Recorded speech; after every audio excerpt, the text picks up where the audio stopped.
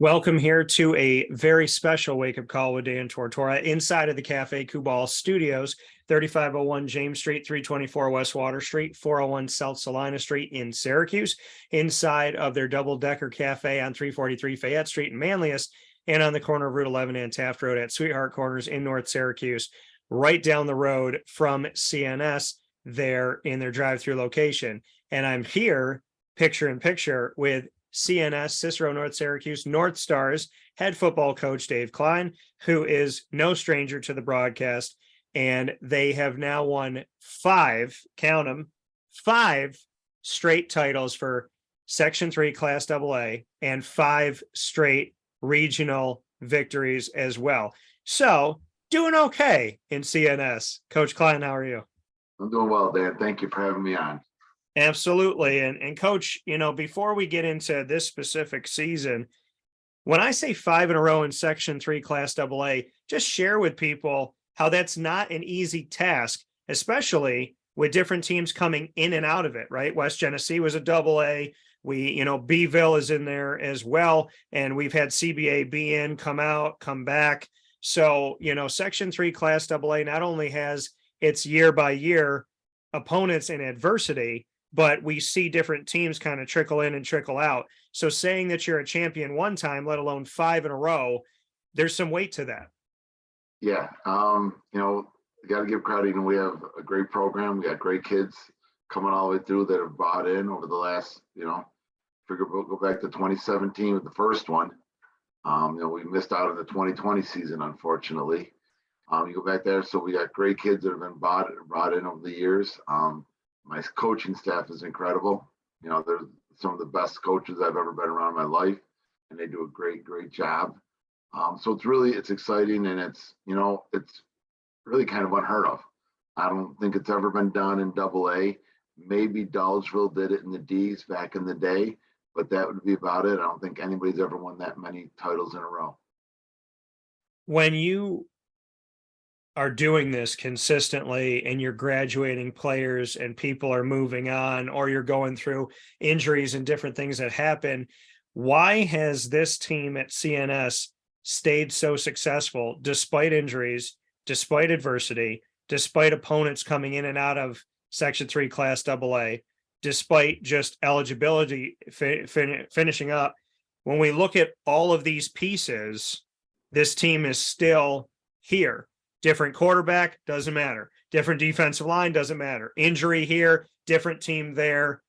And we still see CNS. There's something to the culture and the environment of a program that can keep having success when we see the personnel change. Well, I think it comes back to my staff. They do a great job, and everything we do with preparation. We've prepared the kids all spring, all summer, as we lead into it. We start the season in August. We always talk about it's not where we are now. It's when we're playing in November. Are we playing for that championship, which is what we always want to play for? And we go through that. You go through a season.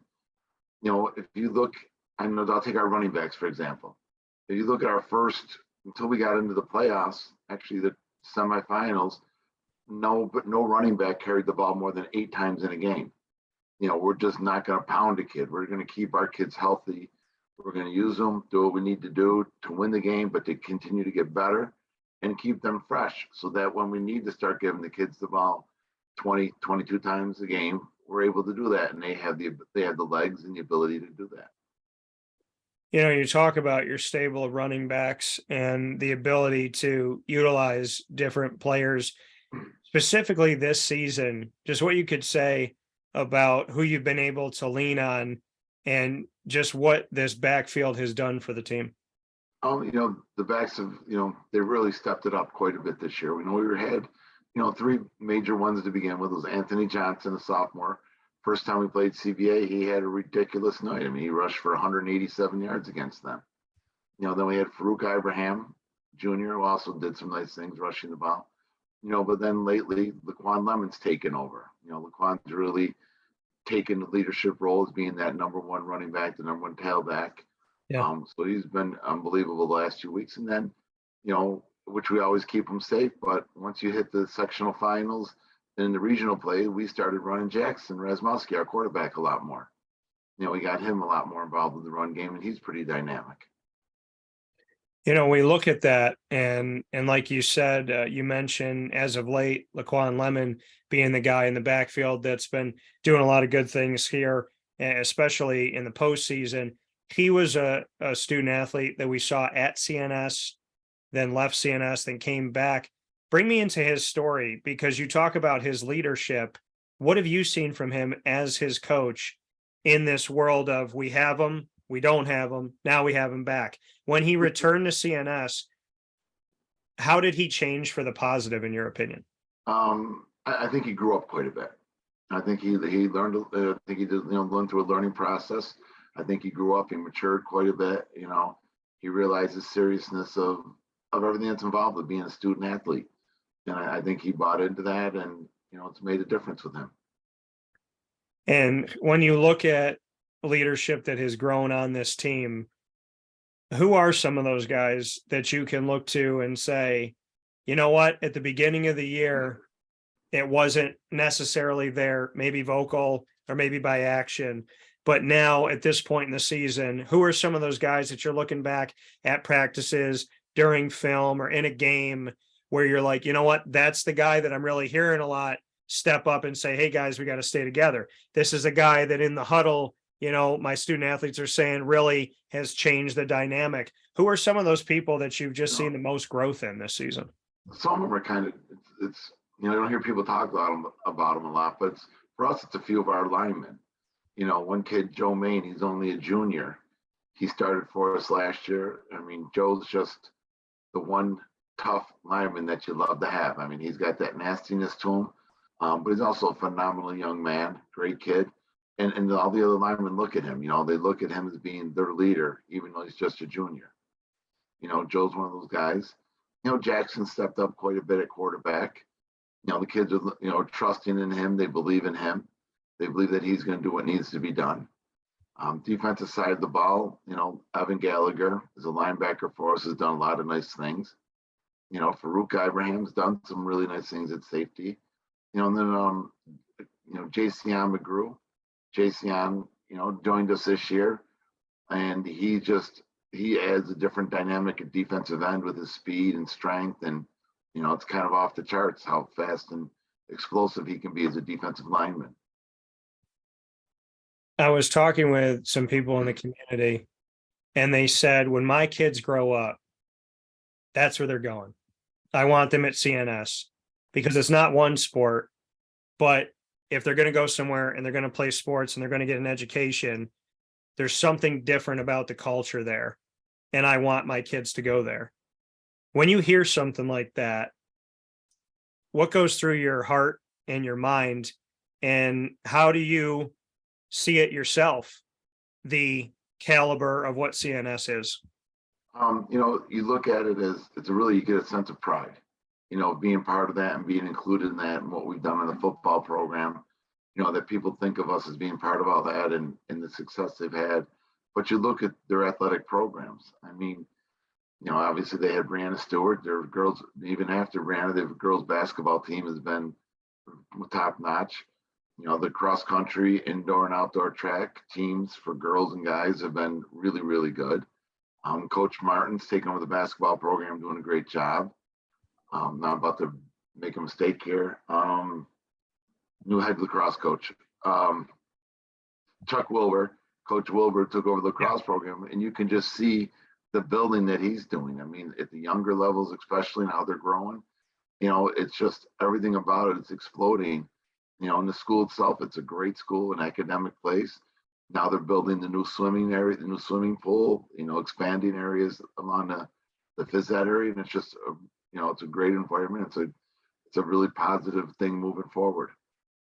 Yeah. And seeing all of that, like you said, you mentioned so many different programs and pieces, and I appreciate that here with Dave Kline, the head coach of the CNS Northstars football program.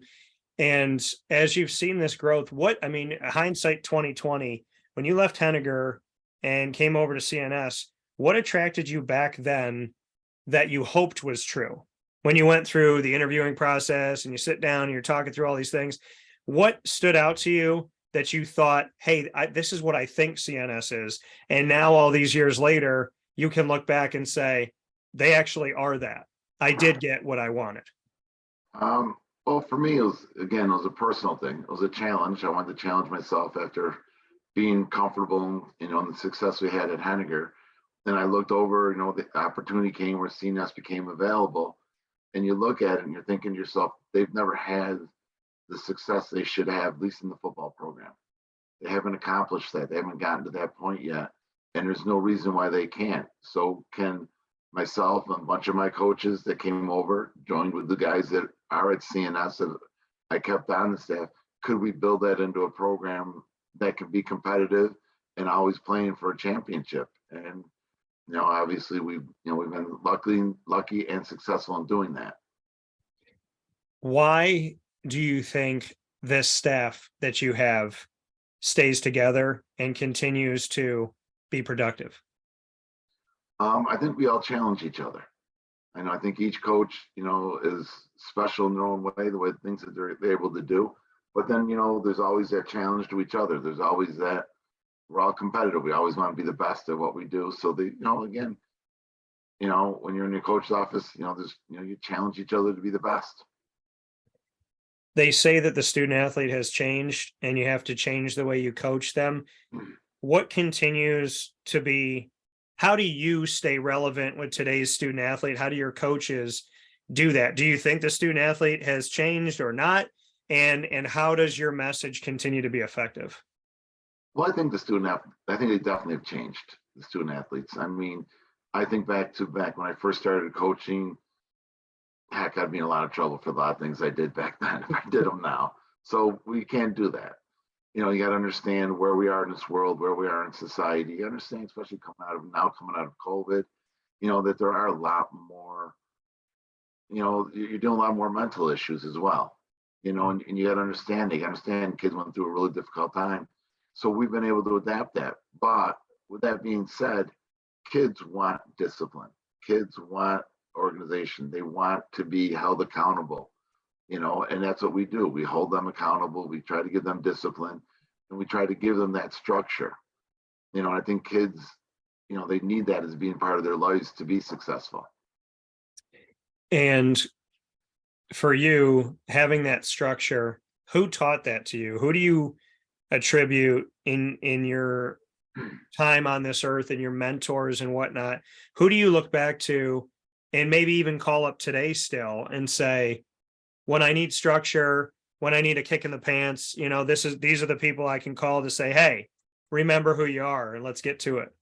Well, obviously you go back, I was brought up that way through my parents, my upbringing, being the youngest of three boys. I understand what it means. I need to understand your role. So I got that quickly.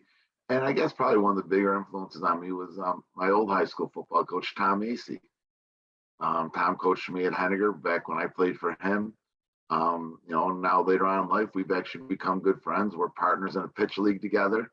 So it's always good to bend Tom's ear and seeing how he was a coach and the discipline and, the way he would coach you really hard, but yet he still loved all the kids, and you can see that in him. And that's something that I hopefully was able to take away from the things that he taught me.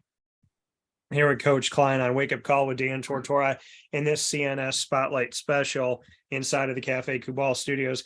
Coach, this season, we've seen that offensively, your team has scored at least 30 points in 10 of 12 games en route to an 11-1 record, which includes a Section 3 Class AA championship, as we talked about, fifth in a row winning regionals as you step onto state semifinals.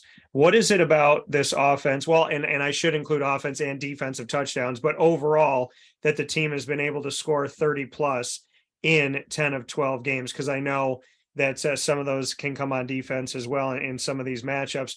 What is it about the team that you've been able to put those points on the board and be able to hang in those games? I mean, your only loss of the season was 42-41 up against CBA. When you met them again, you got the best of them in the Dome. Why is this team able to score so many points? What are you doing that you feel like is clicking? Well, there's many things. We have a lot of different avenues that we can use to score points. We can throw the ball, we can run the ball. We can run the ball to our quarterback. We can do many different things. And the kids buy into everything. When our coach Giannuzzi puts our game plan together, looks at what we want to do offensively for that week, and we slowly develop it. The kids buy into it. He gives the kids input into it. Allows the kids to take ownership in it. Yeah. And then they do that. And probably the most impressive thing about my staff is their on-field adjustments. And if you ever look at any of our games, usually our second half, we're a lot more dominant because it's after the coaches have had a chance as they're watching film through the game, meeting during halftime, making the adjustments, and then going explaining those to the kids. We come out in the second half, and usually we are we play much more better football in the second half. You just said something to me that I feel like college and NFL coaches don't always do, which is make the right adjustments in halftime for the second half. You talked about your staff watching film throughout the game, meeting with each other and addressing this. You got a few minutes at halftime. They're crucial. And I've seen coaches come out of halftime flat. So you say, arguably, we play better in the second half. What's going on in that locker room and through that film and through those meetings that you can take those few minutes that you have and get the message across? Usually it's just a little bit of tweaking something, just a little bit of adjustment, a minor little, rather than attack it at this angle, let's adjust our angles that we're going. Let's give this formation because they're struggling with it.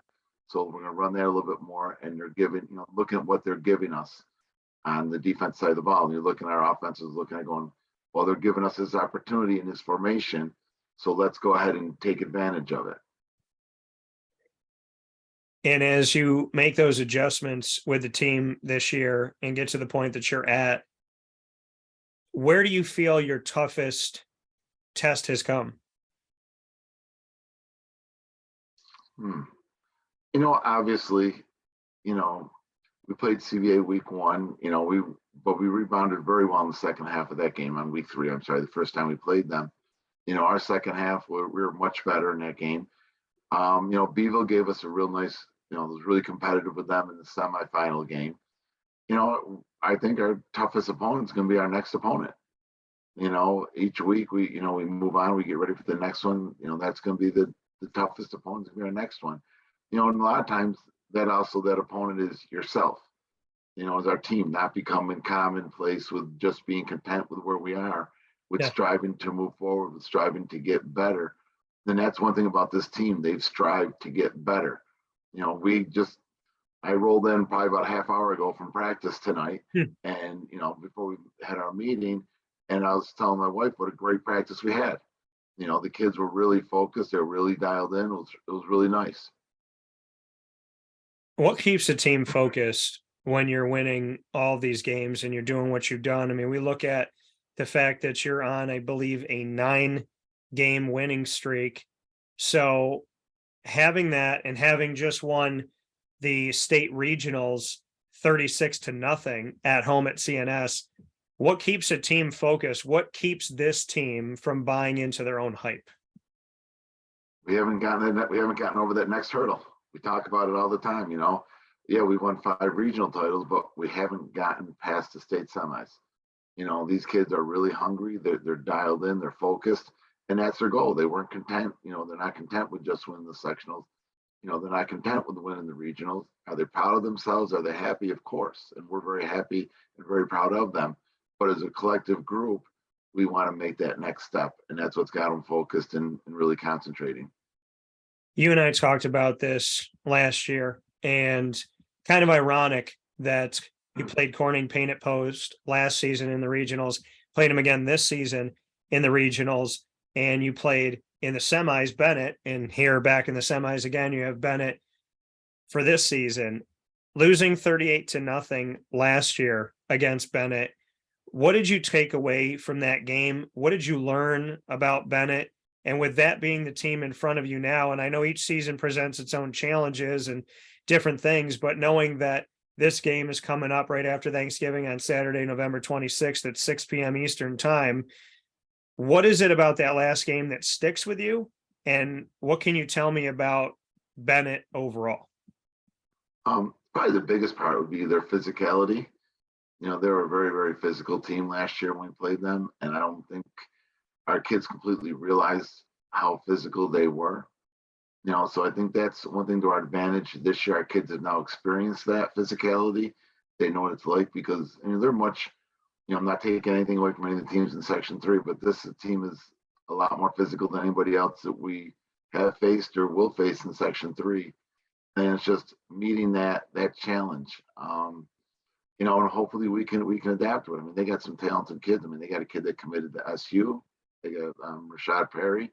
They got another outside linebacker that committed to the University of Buffalo. They got a freshman corner that already has Power 5 offers. So this is a very talented team. And, so we just got to go out and try to accept that challenge. And, we understand what it's about. And hopefully we can grow from last year and come out and perform a little better. This Section 6 Class AA champion Bennett started the season losing 3 of their first 4 and were the last team in the postseason. Why are they so dangerous? And despite losing 3 of their first 4, what makes them such an effective team? Well, I mean, let's think about their first game they lost. They played McDowell out of Erie, Pennsylvania, who had already been going for about 3 weeks, 4 weeks. It was their second game of the season. And Bennett was playing after 10 days of practice, and it took them overtime for them to beat Bennett. Yeah. The other team they lost to was a team out of Youngstown, Ohio. Again, as much as everything is around here, you start talking about those areas of the country in high school football, it's a little bit different. So they went out and challenged themselves by traveling and playing 2 very, very, very tough opponents, knowing that their goal, listen to their coach speak, was to get themselves back into a state title game. So they wanted to challenge themselves. And that's what they did. Yeah, the last one, the third one, a forfeit, a game that wasn't played, and then since then we have seen them just make a run. We know they can score, and we know that they can gut out these games. They just played McQuaid Jesuit, and a close one, 20-14. When you go back and look at that, I know you said some things about the team and the physicality and whatnot. Going in and looking at the McQuaid Jesuit game, that regional for them, what stuck out there? What are they doing right now in this moment that you think is really, really effective? Speaking on Bennett. They came back in the second. I mean, they were losing 14-0 midway through the third quarter, and they went into basically an unbalanced look with their offensive line and with a full house backfield, and just kind of got old smash mouth football type of game going, and just started kind of pounding on them a little bit. They got some, again, then they had some really good athletes they're handing the ball off to. So, but that's what, that's where they can excel. When they need to, they'll just go back to the old school way of just, here we go. We're going to go on balance. We're going to come right at you. Can you stop us? Do you feel a chip on your shoulder knowing that this is where it ended last year and now you're facing that same team? So does that give you an extra something else out there? I don't know if it gives us an extra something else out there. I just think it gives us a little bit of, edge, because like I said, some of our kids played in that game last year, so they know what it's about. They know what it takes. So hopefully those kids are, leading us this year. And, we're going to go out and we're going to go and compete, and we're going to give everything we got, and we're going to go have a blast with on Saturday night. Final notes, the regional was at CNS. You got a home game. Yeah. And the irony of Union Endicott coming up from the Southern Tier to play at CNS in their regional game. And now you're going down to Union Endicott to the Southern Tier. So you just hosted the team that's now going to host you. Just what you could say about that. It's not too far away. It's an hour, but kind of the irony of sports that they had to come up and now you're going down to the Southern Tier Binghamton area. Yeah. Well, it's actually kind of nice in a way, because between the Southern Tier and CNS, we alternate every other year. One of us hosts the regionals and the other one will host the semifinals. So like last year, we went down there, but we were able to host the semifinals at our place. So, it's a great experience. It's a great setup that happens. We're fortunate, that CNS is such a top-notch facility that we get to host those things. Going to UE, it's they do a great job down there We've been down there before for those games, and their staff takes care of us, takes care of everybody, and it's just a great facility. And the last thing here, after you won the 5th straight Section 3 Class AA title, during your interview, some of your players came and doused you with some of those sideline liquids, the Gatorades and the waters and whatnot. What's it been like to specifically be on this team as their coach this year? And how much fun have you had? Because as much as you are the head coach and as much as you can be serious and as much as you have the ability to lead, and I respect that and I believe that, I also know you on and off the field as one of the nicest guys, one of the most humble people, and one of the kindest people that I've met, and just a good person in my profession. So I know you as many things, Dave, but first I know you as a good person. So how much fun are you having? And are you okay with getting some of those Gatorade and water showers from time to time? I'm perfectly fine with that. I'm hoping, that maybe it'll happen again this year. That's always our hope. I'd gladly take that shower anytime they want. And it's a blast. My favorite time, everything else is just being on the field with the kids. It's so much fun being out there. They bring so much life, so much energy, and it helps keep you young. Helps keep you going. A bunch of young kids running around, puts a smile on your face when you see them. That coming from Dave Kline, CNS Northstars head football coach, heading into the New York State Regionals against Bennett, once again with an opportunity to move on to the state championship game, which would be back in the Dome. Dave, as always, I can't thank you enough for your time, and I appreciate you. No problem. Thank you for having me, Dan. I always appreciate being on your show.